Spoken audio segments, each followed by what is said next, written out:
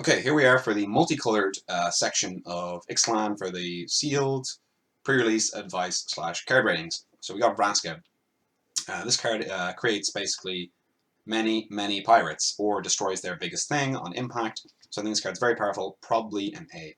Next card, another Planeswalker. This one is very powerful, creates a lot of 3/3 dinos, as many as you want, and then this card can stabilize you.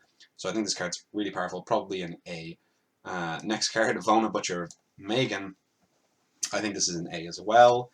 I mean, just look at it. It's beautiful. It's so powerful. I'll definitely play it in my black-white decks.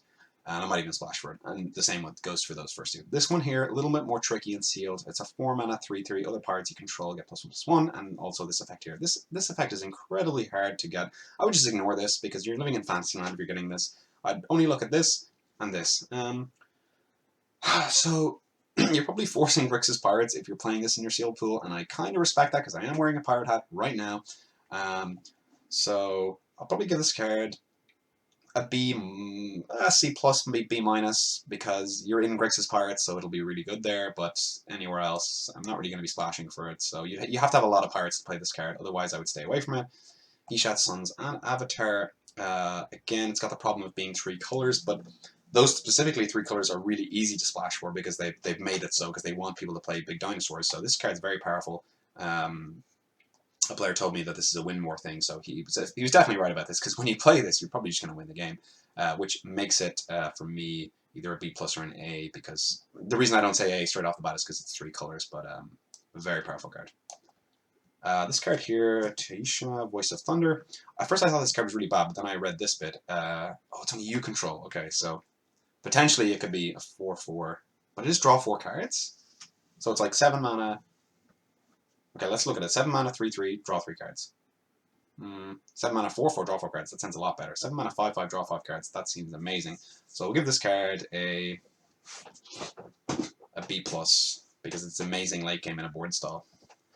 Register of this was a B plus as well because it is incredibly good, but it doesn't win you the game because these 2 creatures, while they are amazing for 5 mana, they can be traded for. It doesn't instantly win you the game. Hostage Taker. This steals their best thing, and you can cast it. And it's less likely to die because there's less removal and limited. So I actually had this card at a B plus, but it's actually probably an A because that seems like an incredibly powerful effect. Marauding Looter. 4 mana for 4/3, good stats, and you can loot if you set up raids. So for that, I'd probably give it maybe a B minus because the 3 isn't great, but yeah, B minus. Then we got this guy here. Okay, I'm gonna have to open up a new tab for this guy here. Here we go. Just to refresh my memory what he does. Enters the battlefield, deals 1 damage to each other creature. So what did I give this guy? Oh yeah, get this, because like look at the stats. So it's a 5 mana, 5/5 trample, so really good stats right off the bat, and it deals 1 damage to each other creature. Now obviously that's going to trigger your opponent's enrage guys, but it's also going to trigger your enrage guys. And it's also going to wipe your opponent's field of 1/1 lifelink vampires, which I think that is the key word of the day. I've said that way too many times, but this card's really good. I'm going to give it a B+. And we're scrolling down, we're scrolling across. Darkfleet Captain. This is probably one of the weaker ones. Because you have to tag with other pirates and then they slowly pick them off and then they get to pick him off, so it's probably just a C plus for me. Deadeye Plunderers, another mana sink. What did I give this guy? Yeah, I give this guy a B because he doesn't. Maybe it's a B minus. I think I was overexcited about this guy. Maybe it's like a C plus. But yeah, he's definitely good anyway. This one here, this is one of the more disappointing ones. God, I can barely see out of this eye patch here. Belligerent Brontodon, I'm not too interested in it, unless there's some crazy synergies that I don't see. If I have a bunch of like white, oh yeah, there was the white card, it was 3 and a white for a 1/7. If I have a bunch of those, I guess I'll play him, but otherwise, no. Call to the Feast, what do we got here? Call to the Feast, Call to the Feast. C plus, it's great. It's a great rate, but they're only 1/1 vampires at the end of the day. So unless you got some heavy vampire synergies, it's not really going to do much except for buy some time. This card here, Shapers of Nature, though. Super good mana sink. Super good mana sink. I want to say A. I mean, that might be crazy, but look, come at me if you think I'm a little bit off. Oh, it looks like we're missing one card. Oh, here we go.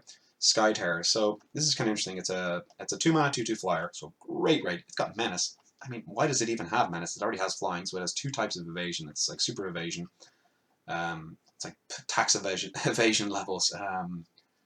So for that reason, I'd probably give it a C plus because the menace doesn't really. It's just a really good rate. It's a really good rate. So C plus. So thanks for watching the multicolored section of this review. Hope you guys are enjoying this video. Hope you guys are enjoying the pirate hat. You can see the little swashbuckle thing there and the eye patch. They're super uncomfortable to wear, but I thought they were kind of funny, so I picked them up. We're going to do one more video that lands. I'm just going to fly through that, and hope you guys enjoyed.